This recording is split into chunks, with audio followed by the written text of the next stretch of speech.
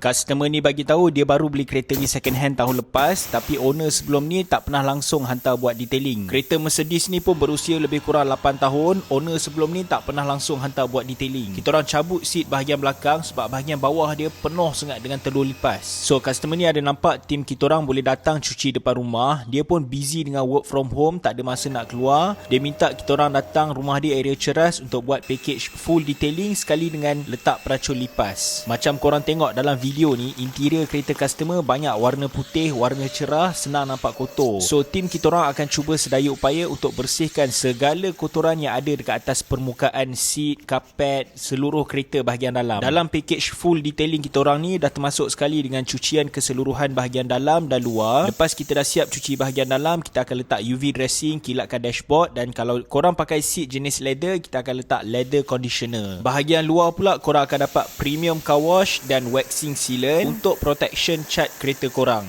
Buat masa sekarang, tim kita orang hanya cover sekitar kawasan Kuala Lumpur dan Selangor sahaja. Jadi kalau korang berminat, boleh klik link dekat bio profile kita orang, WhatsApp je. So korang boleh tengok sendiri hasil sebelum dan selepas cucian dengan mail detailing. Aku nak minta tolong korang untuk komen, bagi rating 1 hingga 100 dengan hasil cucian macam dalam video ni. Korang rasa berbaloi tak siap datang ke rumah lagi? Terima kasih.